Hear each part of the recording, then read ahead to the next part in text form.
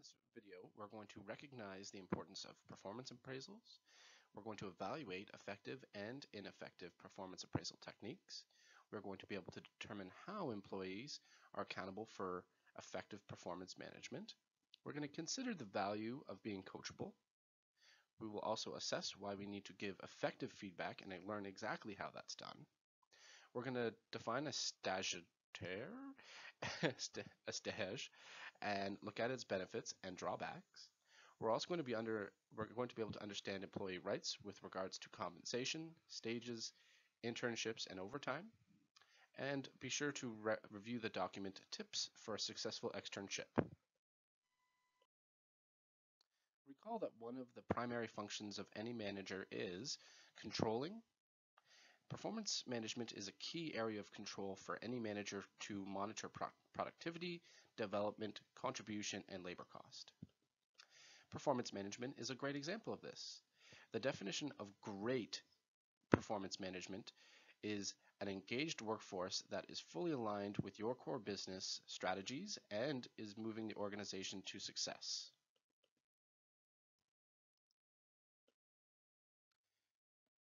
Goals of performance management. The number one goal of performance management is to promote and improve employee effectiveness, and it really needs to be understood that that's the goal. It shouldn't necessarily be to reprimand people. We want to make our employees better. An effective performance management system requires that the organization has key human resources practices in place to support this process. Some of these include well-designed and written job descriptions, which normally include some sort of performance management indicators. For instance, should be able to effectively handle 500 covers in a night, things like that. Effective supervision, comprehensive employee orientation and training, as well as ongoing training, and a positive and supportive work environment. The Corporate Leadership Council found that the most important drivers of employee engagement and performance are related to effective performance management skills, including setting clear goals, providing regular feedback that supports employee development, not necessarily putting employees down or communicating really what they're doing wrong, but helping them develop in a way that benefits the business. What can human resources do to drive high performance in your organization? You can set clear goals and expectations. Ensure personal goals in some way contribute to the achievement of the organization's high-level goals. Give your managers and employees, since they should participate in writing their own goals, annual training on how to write effective goals. It's not an easy skill to master, and we easily forget how to do it well. And make it a priority in your organization to regularly communicate the progress and status for high-level organizational goals. Here's a helpful tip.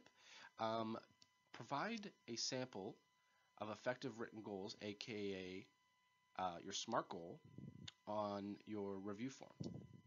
In terms of setting expectations, make sure managers and employees review goals set for the year. Use organizational and job-specific competencies to clarify expectations and help describe what it takes to be successful in the role. You also want to give regular feedback. Think of feedback and recognition as an investment in future performance. Have managers provide both formal and informal feedback and recognition. Managers should clearly tell employees what they are doing well and why the behavior is valued. AKA, you want to show what the impact on the team, organization, and customer, what those impacts are. Feedback should clearly tell what behavior needs to change / improve and why. Again, relying on the impact on the team, organization, and customers. Feedback should include a specific example of when the behavior in question was demonstrated. Don't generalize here, it's good to be specific. Support employee development and success. Building organizational bench strength is just good business. By investing in your employees' development, you ensure your organization has the built-in knowledge, skills, and experience it needs to succeed, both today and tomorrow. It's also a critical way to drive up employee retention.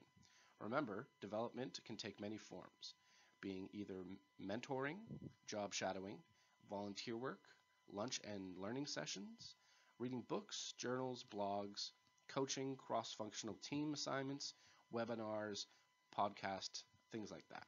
There's lots. Managers and even human resources professionals should engage employees to identify the learning activities that most suit their needs. In fact, that's going on right now with the college. Train your managers to be better leaders. To be successful at performance management, your organization needs managers who can coach. If the role of the manager is to accomplish or facilitate work through others, the manager needs to effectively direct and develop their employees.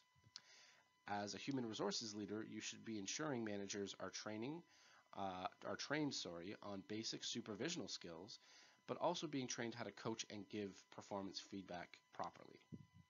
Your managers should also be trained on using your organization's performance management system well. It cannot be stressed enough that the employee/manager relationship is critical to employee engagement and retention of top performers.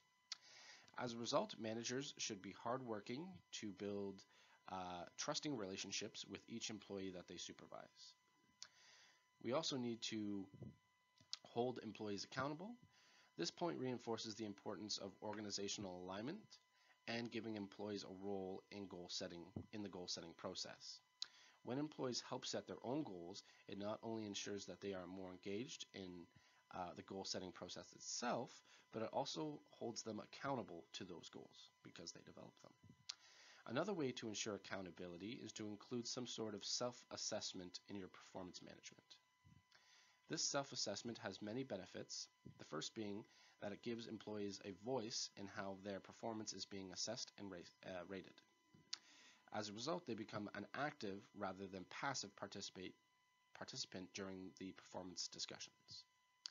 Second, it will also help you identify how a manager and employee may perceive performance outcomes differently. The information revealed in a self-assessment can be used to help prepare for a more meaningful discussion about performance as a result.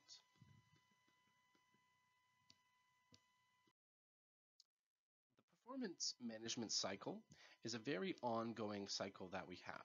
It starts with first a plan. We then communicate that. We have to identify and clarify expectations with associates, document the plan. We then monitor and evaluate their progress, and then evaluate it and review it with them. And then the whole process starts all over again. It's continuously happening, just at different times, or the process, it may look like it has a each cycle has a beginning and end, but the end of one cycle is the beginning of another.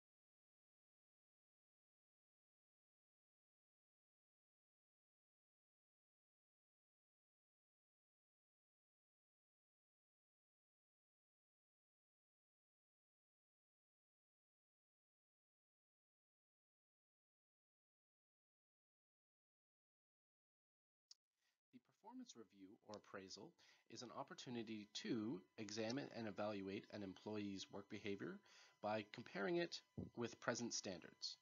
You need to document the result of the comparison and use the result to provide feedback to the employee and show where improvements are needed and why. Performance appraisals are employed to determine who needs what training and who will be promoted, demoted, retained, or fired.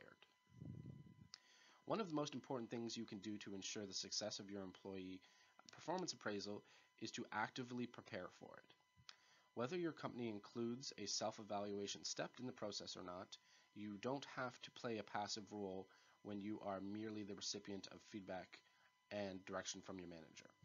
By properly preparing for your appraisal meeting, but with your manager, you can ensure your manager has a broader picture of your performance, career goals. You can also foster dialogue and take charge of your career progression. Here are some tips to help you prepare for your future performance appraisal. They can be found at www.businessdictionary.com/definition/performance appraisal. Here are some steps that will help you with your own performance review. Number 1, gather information.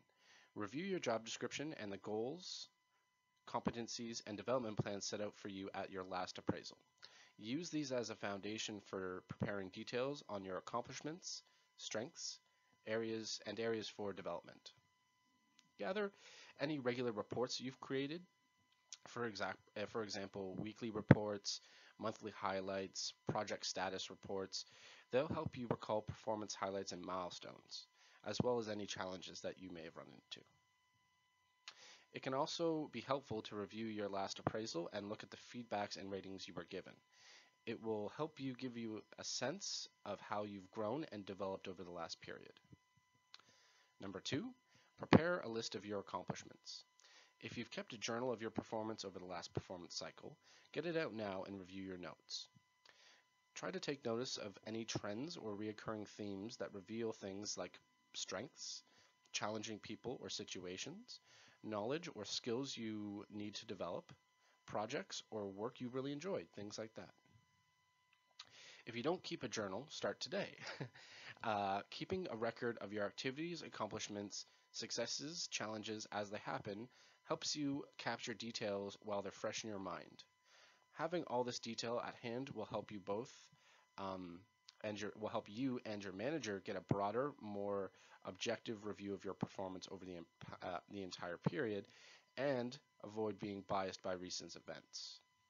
It will also make your preparation for your next performance appraisal faster and easier. With all this information as background, you're ready to prepare a list of your accomplishments. As you do, it is important to relate them to your goals and higher level organizational goals. Make sure you capture the how, not just the what you accomplished. Keep it brief. Don't use this as a diary or performance journal. Give your manager any contextual details that they need to understand your performance. Identify any challenges that limited your abilities to succeed, as well as any support you received from others. Think about your audience as well. Does your manager need to know? What does your manager need to know? What do they already know? This means give them the right information, not necessarily what you had for lunch that day. Gather any letters, emails, certificates of recognition, awards, etc. that document exemplary performance since your last appraisal. Also gather any written communications that identify challenges or problems with knowledge and performance. Making note of any training or development activities you completed. Think of this as an opportunity to let your light shine. Your manager may not be aware of all the great things you've done, especially the many small things that really add up and make a difference. You can use this information as a background for your discussion with your manager during a performance appraisal meeting, or even submit it to your manager before your review. This will help them in their preparation. You can use the details from your list of accomplishments and journal notes to provide summaries of your performance goals. It can also be helpful to list or cite specific examples of your work to back up your ratings. Number 5,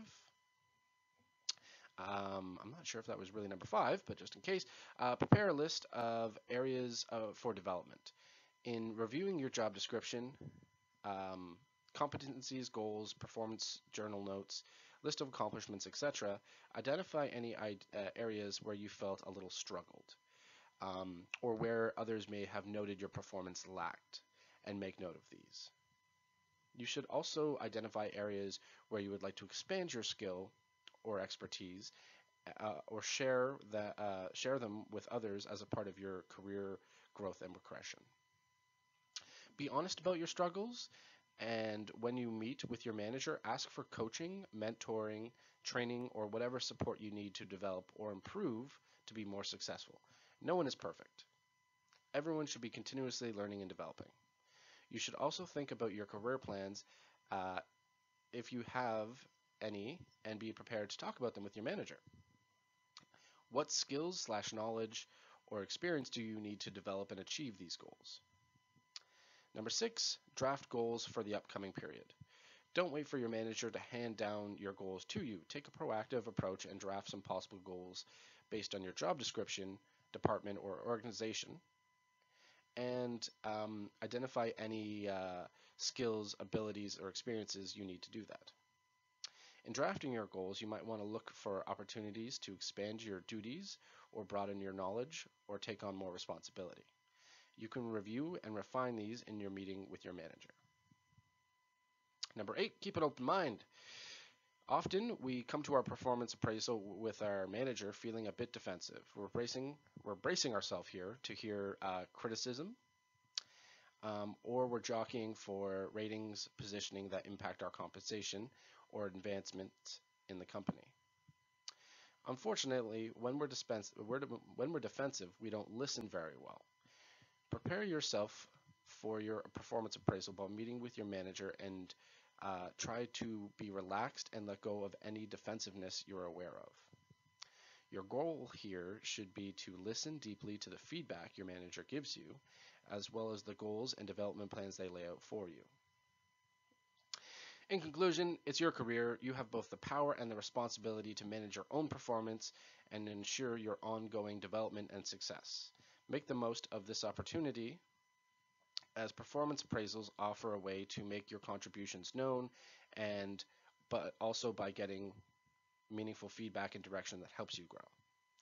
Proper preparation and participation can help ensure that.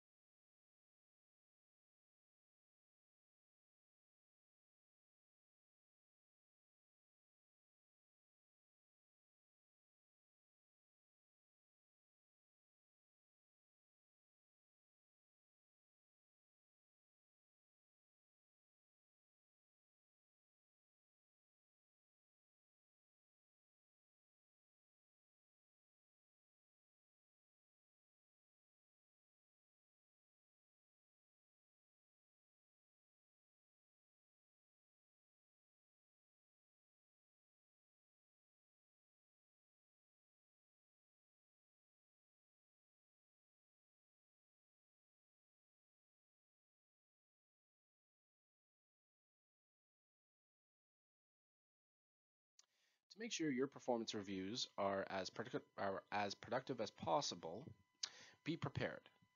Also lead with the positive. People tend to be afraid or concerned about performance reviews. Don't be confrontational. This is about their growth or your growth and learning. Keep it simple. Try not to confuse people.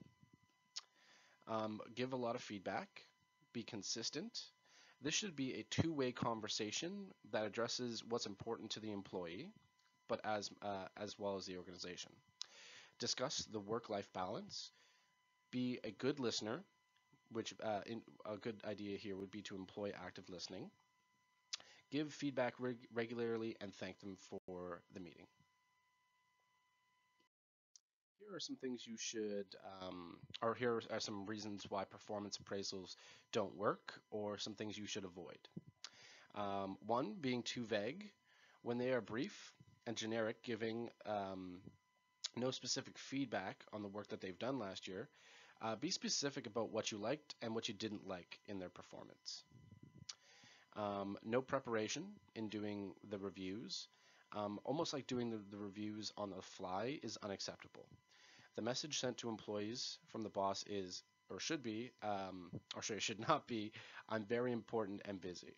I don't have the time to tell you about what I think you're doing at your job, or how you're doing your job. Then sometimes performance appraisals never happen at all. This is a reason for this is either not enough considerations given to employees to do this, or the person giving the feedback doesn't feel comfortable doing so, so that there's never any performance appraisal at all. Sometimes there's no follow-up. So after giving an performance appraisal, managers will not follow up to see if, or monitor to see if the appropriate actions are being taken, or if the employee is using the feedback to improve. Another pitfall would be there's no discussion about what the employee's ambitions are or how they want to develop. As an employee, you're going to have a pretty good idea as to what you want to learn from the organization, and that needs to be a topic of conversation in performance appraisals, and in a lot of cases it's not.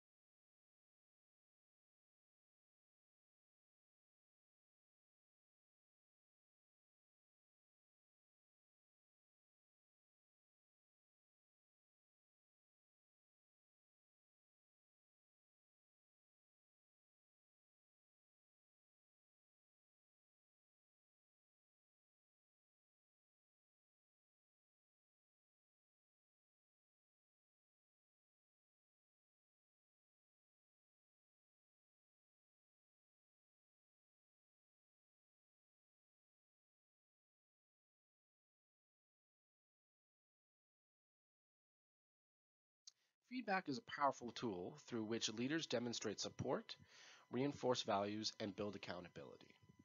Feedback needs to be an ongoing practice supported by shared expectations and effective monitoring. Feedback should not be used as an infrequent event focused solely on negative performance. As you'll see, feedback or criticism can have a very negative effect on employee motivation as well as performance. Why feedback works or why it's so important. Feedback motivates behavior. Nobody wants to be bad at their job, so when when something's being communicated, sorry, if an area of improvement is being communicated, usually that motivates proper behavior. Feedback also influences how workers see themselves, and if they don't like the way they're seeing themselves, they're more likely to change it to a more positive view. Um, Feedback also helps people um, direct their energies towards their performance. If they don't know what they're doing wrong, they can't improve it. And like I said before, nobody wants to be bad at their job.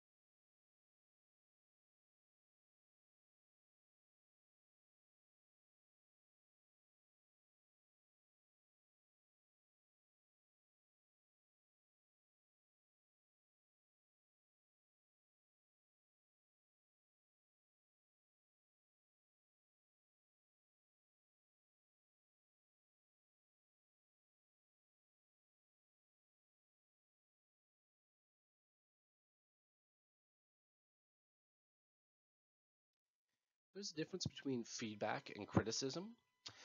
Feedback is typically viewed as more appropriate than criticism. Criticism being characterized by being past focus, using judgmental language, being accusationary, using like an authoritative, condescending tone, focusing on the person, not necessarily the job or the action. There's blaming or demotivating words or sentences, things like that. With feedback, which is what we want to be doing, it is future focused. It is descriptive with positive language. It is non-judgmental, and it is used as a tool for improvement. You should be using feedback to motivate and encourage people. Feedback doesn't always have to be focused on them doing something, your employees doing something better. You can give positive feedback just for them doing a good job.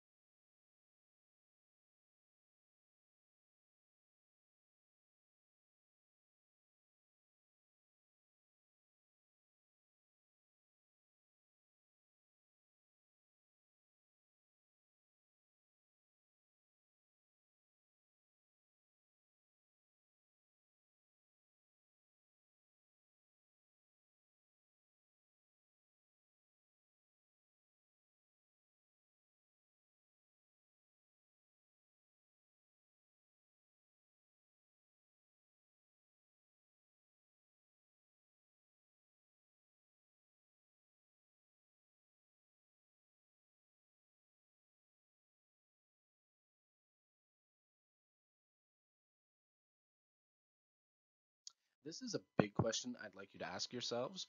Are you coachable? Um, I remember at one point in my career, I didn't necessarily ask my question, but now that I look back, I realized earlier on in my career I was not coachable, and I think the reason I was not coachable or friendly to feedback was because I was afraid of someone telling me I had done something wrong or that I wasn't measuring up to what was being asked of me. I got really defensive about being coached and did not look at it as a tool to become more effective. People who embrace coaching or feedback typically end up being more productive or I wouldn't say more valued, but definitely not, how do I say this? pretty much better at their job because they're using that feedback or coaching to improve themselves. In fact, people or high performance employees usually seek out coaching or feedback. Here's some differences between non-coachable and coachable people. I'm not necessarily going to focus on the coachable here. I'm more going to focus on the non-coachable. Um, People that are non-coach are uncoachable think they're always right, so that they don't need the coaching because they're right. They're not willing to learn new things or to grow. They might be a little stagnant, not open to change. People who don't want to change probably don't want coaching or feedback because they're comfortable with the way things are right now. They're usually negative and use a lot of pessimism, and they lack the ability to self reflect. When I started becoming more coachable, so more on this side of the spectrum here, self reflection was a big part of that process. Um, I remember I had, a one-way hour drive to get from the restaurant back to my house. So I had a lot of time to kind of reflect on how I believe the day went and what some things I did well, some things I didn't do well. Um, the more I was able to self-reflect or reflect on my own performance, the more I was able to um, more easily look for and ask for the reflection of other people's I view of my performance. So the two are connected in a huge way. The more you can self-reflect, um, the easier you will be able to take coaching and get feedback from other people. Being coachable means that you're open to listening to feedback. You're able to receive constructive criticism without taking it personally. You're also willing to take a look at your own performance in order to improve it, and generally a super enthusiastic go-getter type of person. Um, that's really why it's important, and it's focused on you becoming better. So why wouldn't you want to become better?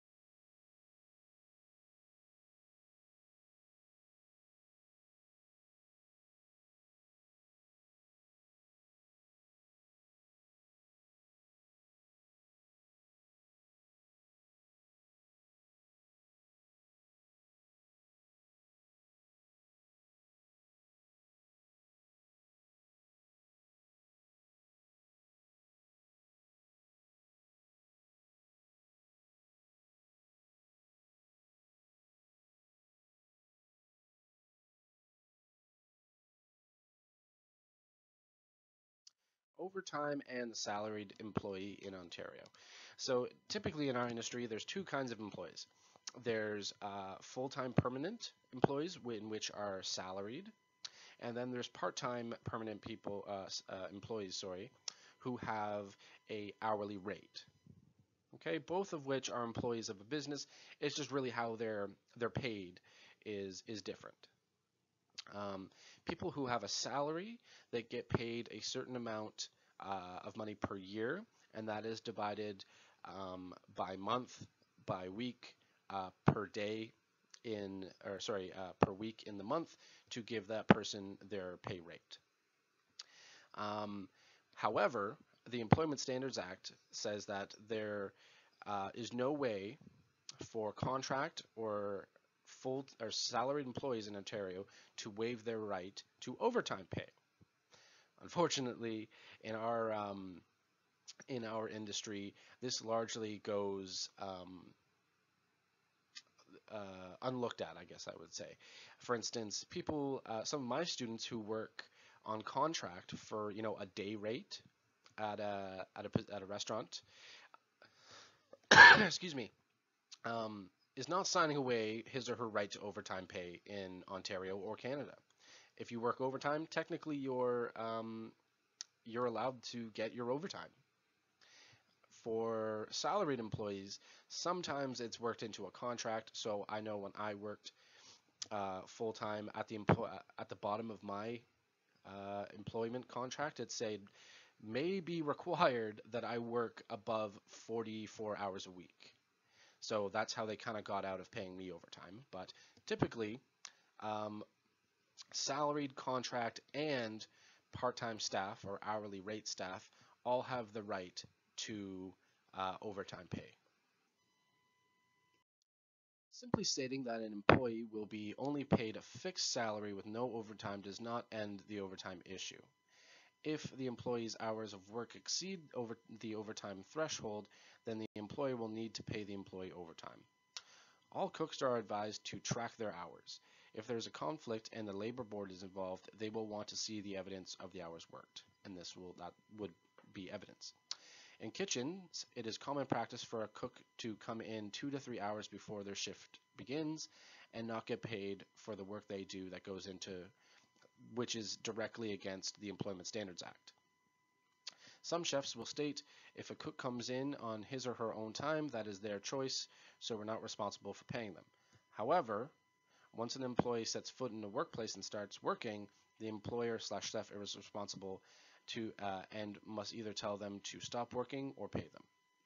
They are not allowed to put this accountability on the employee because it is too easy to take advantage of people by setting up a culture that encourages people to get ahead by working for free. Think about it. If 3 cooks constantly come in 2 hours early and you don't, who will be seen as more dedicated? If you work, the law states you must get paid. And now thinking about that, if 3 cooks are coming in 2 hours early for their shift, that's 3 times 2, that's 6 hours worth of free labor for a restaurant. That's not legal at all.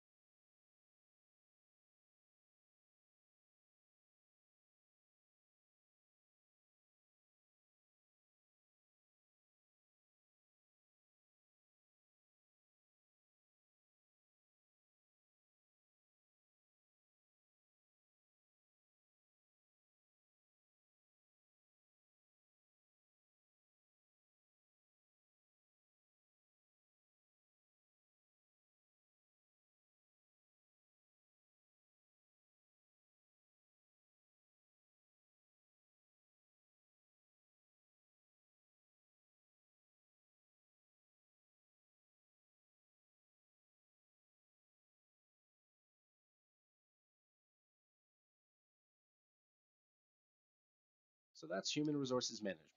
Well, we've skimmed the surface, but it will give you a frame of reference for what you should be happening, or sorry, for what should be happening as you head off into which for some of you will be your first job. It's a lot to take in, but now you should be feeling that you know more about your rights and how human resources should be managed from recruitment, selection, health and safety, right through performance management and feedback. You should also be developing a strong appreciation for how much power you have over your career path and the need for goals and commitment to your own career planning and personal development. Be sure you know your rights, and when you are responsible for others, you will be able to respect them and their rights too, which is a benchmark of a great, respectable chef. Confidently build experience by doing stages, but be proactive in knowing what you want to learn and what your boundaries are. It is easy to get swept into working for free in this industry because such precedents have been set, but this isn't what you have to do. Many cooks will sign their employment contract agreeing to be paid daily or weekly, but remember, you are still entitled to overtime pay if you work more than 44 hours per week, unless you have signed into a management position. As you go out to do your first externship, approach it with curiosity, humility, and passion. Feel confident that you have chosen your externship well, and in 14 weeks, you will have grown substantially as a culinary professional. Be sure to read the document, Tips for Having a Successful Externship, which can be found in week 6 on Blackboard. Then read some of these great memoirs by the likes of Jack Peplin, Bill Buford, Daniel Billard, Karen Page, Andrew Dornberg, and others. You aren't reading these books because you aren't reading these books because your experience in your first week of staging will be anything like what these folks have done, but they will give you an idea and inspire you, and give you kind of an idea of what's expected of you. Um, do keep in mind many of these books are sensational and are form a different time when chefs were more screamers and pot throwers. There are still pirate ship operations out there, but most kitchens these days are a lot more calm and professional. Still, you can learn plenty by reading them, and they will be available on Blackboard. Thank you for watching this video.